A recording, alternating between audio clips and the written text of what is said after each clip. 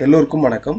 இந்த வாரத்தினுடைய first date Nifty பாசிட்டிவாக close ஆயிருக்கு. கிட்டத்தட்ட 120 புள்ளிகள் வந்து பாசிட்டிவாக க்ளோஸ் ஆயிருக்கு. முக்கியமாக Nifty financial sector, Nifty private banks, metals, media, இது எல்லாமே இந்த செக்டாரில் உள்ள ஸ்டாக்ஸ் எல்லாமே ஸ்ட்ராங்காக ரைஸ் ஆயிருக்கு. ஃபால் ஆனது ஆர் ப்ராஃபிட் புக் பண்ணது அப்படின்னா Nifty public sector banks, pharma, IT, FMCG இந்த துறை சார்ந்த பங்குகள் எல்லாமே வந்து நெகட்டிவாக க்ளோஸ் ஆயிருக்கு. நிஃப்டியை நம்ம டெக்னிக்கலாக பார்க்கும்போது எஸ்டர்டே நான் வீக்லி வீடியோவிலே போஸ்ட் பண்ணியிருந்தோம். கிட்டத்தட்ட லாஸ்ட் ஒரு 3 மந்த்தாக இந்த ஒரு அப் ட்ரெண்டில் தான் ட்ரேட் ஆகிட்டு இருக்கு. நான் வச்சுருக்கிறது வந்து டே டைம் ஃப்ரேமில் வச்சுருக்கிறேன். இப்போ இதில் வந்து பாருங்கள், ஒவ்வொரு டைமும் இந்த ட்ரெண்ட் லைன் நியர் வரும்போது ஸ்ட்ராங்காக பவுன்ஸ் பேக் ஆகுதா. இது செகண்ட் டைமு, இது தேர்ட் டைமில் மார்க்கெட் வந்து இன்னைக்கு பவுன்ஸ் பேக் ஆகிருப்பாருங்க. நான் நேற்றுக்கு வீடியோவில் சொல்லியிருந்தது, அட்லீஸ்ட் ஒரு நாள் வந்து 24,950க்கு பிலோவில் ஒரு கேண்டில் க்ளோஸ் ஆனால் கூட நிஃப்டி வந்து ஒரு பெரிய கரெக்ஷன் வந்து வரும். இதை தான் நம்ம வந்து பார்த்துருந்தோம், ஜஸ்ட் ஃபார் எஜுகேஷனல் பர்பஸ். இன்னைக்கு வந்து கரெக்டாக அந்த ட்ரெண்ட் லைனில் சப்போர்ட் எடுத்திருக்கு. ஸோ மார்க்கெட் வந்து இன்னைக்கு டேவுடைய ஹையை மீண்டும் கட் பண்ணால் திரும்பியும் இந்த ட்ரெண்டு அப் சைடில் தான் போகிறதுக்கு வாய்ப்பு இருக்குது. ஏன்னா இந்த சேனலில் வந்து இந்த மாதிரி கனெக்ட் ஆகலாம். ஓகே, எப்போதுமே இந்த மாதிரி கனெக்ட் ஆகலாம். ஸோ கரெக்டாக அந்த ட்ரெண்ட் லைனில் ட்ரேட் ஆகும்போது சப்போர்ட் எடுக்குதா இல்லை பிரேக் அவுட் ஆகுதா, இதை வந்து நம்ம வெயிட் பண்ணி தான் பார்க்கணும். இன்னைக்கு வந்து சப்போர்ட் எடுத்திருக்கு. ஸோ இதுக்கு அடுத்து நாளைக்கு இன்ட்ராடேக்கு ஸ்டூடெண்ட்டுக்கு வந்து போஸ்ட் பண்ணியிருந்தேன். 30 மினிட்ஸ் டைம் ஃப்ரேமில் நம்ம பார்க்கணும். இதில் பிரேக் அவுட் ஆயிடுச்சு அப்படின்னா ஸ்ட்ராங்காக பவுன்ஸ் பேக் ஆகும். இந்த இடத்துல இன்ட்ராடேன்னு வரும்போது 30 மினிட்ஸ் டைம் ஃப்ரேமில் இது வரைக்கும் டவுன் சைடில் ட்ரேட் ஆகிட்டு இருந்தது. இன்றைக்கி ஆஃப்டர்நூன் செஷனில் பிரேக் அவுட் ஆகிருக்கு. நான் டெலிகிராம் சேனலில் கூட இதை போஸ்ட் பண்ணியிருந்தேன். ஆஃப்டர்நூன் ஒரு 12 o'clock இருக்கும்போது நிஃப்டி 25,080 தான் ரெசிஸ்டன்ஸு.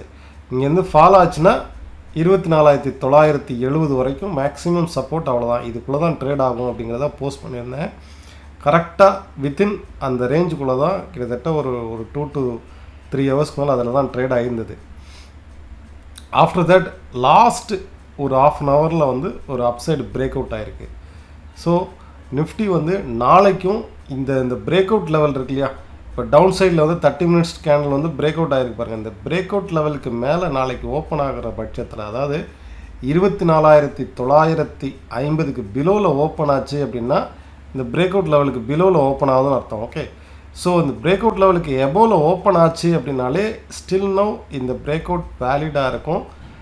அப்சைடில் டுவோர்ட்ஸ் 25,150, 25,200, 220 வரைக்கும் அப்சைடில் வந்து ரைஸ் ஆகலாம். நாளைக்கு வந்து ஒரு கேப் அப்போ இல்லை இதே இடத்துல ஓப்பன் ஆனாலோ மார்க்கெட் பாசிட்டிவாக இருக்கிறதுக்கு பாசிபிலிட்டிஸ் அதிகம்.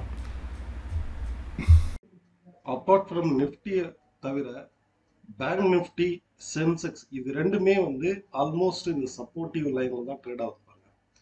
ஓகே, இப்போ பேங்க் நிஃப்டியை பொறுத்தளவுக்கும் லாஸ்ட் 3 மந்த்தாக இந்த ஒரு சைட்வேஸ் மார்க்கெட் சேனலில் தான் ட்ரேட் ஆகுது. சப்போர்ட்டில் ஸ்ட்ராங்காக பவுன்ஸ் பேக் ஆகிருப்பாங்க. இந்த candle hammer candle bounce back ஆகிருக்கா, இதே மாதிரி தான் சென்செக்ஸும் லாஸ்ட் 3 மந்தோடைய சார்ட்டில் கிளியர் சப்போர்ட் லைனில் ஸ்ட்ராங்காக பவுன்ஸ் பேக் ஆகிருக்கு. அப்போ Nifty, bank Nifty, Sensex even இன்னைக்கு வந்து ஸ்ட்ராங்காக ரைஸ் ஆனதில் உங்களுக்கு வந்து நிஃப்டி ஃபினான்ஷியல் செக்டார் வந்து வரும். Nifty financial sector and private banks, auto செக்டாரை பொறுத்தளவுக்கும் ஒரு சைட்வேஸ் அப் ட்ரெண்டில் தான் ட்ரேட் ஆகுது. அதே மாதிரி இன்னைக்கு வந்து அல்ட்ராடெக் சிமெண்ட் வந்து இன்னைக்கு ரிசல்ட் வந்து வெளியிட்டிருந்தாங்க. ஒரு ஸ்ட்ராங்கான ஒரு பாசிட்டிவான ரிசல்ட் வந்து வெளியிட்டிருந்தாங்க. பொதுவாக சிமெண்ட் கம்பெனி வந்து ஒரு பாசிட்டிவான ரிசல்ட் கொடுக்கும்போது, ஏன்னா குவார்டர் ஆன் குவார்டரும் பாசிட்டிவா இருக்குது, இயர் ஆன் இயரும் பாசிட்டிவா இருக்கிற பட்சத்துல உங்களுக்கு சிமெண்ட் சார்ந்தது பங்குகள் ரைஸ் ஆகும்போது ரியாலிட்டி செக்டார், இன்ஃப்ராஸ்ட்ரக்சர் செக்டார் பங்குகளும் ரைஸ் ஆகும். ஏன்னா சிமெண்ட் வந்து எதுக்கு தேவைப்படுது, கன்ஸ்ட்ரக்ஷன் கட்டுறதுக்கு தேவைப்படுது, இன்ஃப்ராஸ்ட்ரக்சர்ஸ் கட்டுறதுக்கு தேவைப்படும். அப்போ சிமெண்ட் கம்பெனி வந்து நல்லா ப்ராஃபிட் பண்ணியிருக்கும் போது இந்த துறை சார்ந்த பங்குகளும் நல்ல ரிசல்ட் கொடுக்கறதுக்கான வாய்ப்பு இருக்கு அப்படின்ற ஒரு எக்ஸ்பெக்டேஷன்ல ரைஸ் ஆகும். ஸோ நாளை மறுநாள் வந்து ட்ரேட் பண்றவங்க ரியாலிட்டி செக்டார்லயும் ஃபோக்கஸ் பண்ணி பாருங்க. ட்ரெக் பண்ணது நிப்டியை வந்து கீழே ஃபால் பண்ணது IT, public sector, banks, FMCG இந்த துறை சார்ந்த பங்குகள் எல்லாமே இன்னைக்கு வந்து ஒரு சைட்வேஸ் டவுன் ட்ரெண்ட்ல வந்து முடிவடைஞ்சிருக்கு. இதுக்கு அடுத்து க்ரூட் ஆயில் நம்ம பார்க்கும்போது, க்ரூட் ஆயிலை பொறுத்தளவுக்கு நேற்றுக்கு நம்ம பார்த்தோம் கம்ப்ளீட் ஒரு 300 பாயிண்ட்ஸ் ரேஞ்ச் பவுண்ட் மார்க்கெட்ல தான் ட்ரேட் ஆகுது. நேற்றுக்கு நம்ம பார்த்துருந்தோம் 5750 வரைக்கும் இந்த ட்ரெண்ட் வந்து ஃபால் ஆகிறதுக்கு தான் வாய்ப்பு இருக்குன்ட்டு. இன்னைக்கு ஆல்மோஸ்ட் அந்த லெவல் வரைக்கும் ஃபால் தான் ஆயிருக்கு. நெக்ஸ்ட் சப்போர்ட்டுங்கிறது 5600. கம்ப்ளீட் ரேஞ்ச் பவுண்ட் மார்க்கெட்ல வந்து நியூ ட்ரேடர்ஸ் இந்த மாதிரி ரேஞ்ச் பவுண்ட் மார்க்கெட்ல வந்து அவாய்ட் பண்ணுங்க. ஏன்னா நல்லா ஷார்ப்பா ஃபால் ஆகிட்டே இருக்கும், சடனா அப்சைடு தூக்கிடுவோம். நல்லா ரைஸ் ஆகிட்டே இருக்கும், சடனா டவுன் சைடு கொண்டு போயிட்டே இருப்பான். அடுத்து ஒரு வாரத்துக்கு வந்து திரும்பி மேலே போகவே மாட்டான். ஸோ ஹியூஜ் லாஸ் பண்ணதுக்கு வாய்ப்பு இருக்கு இந்த மாதிரி சைடுவேஸ் அண்ட் ரேஞ்ச் பவுண்ட் மார்க்கெட்ல.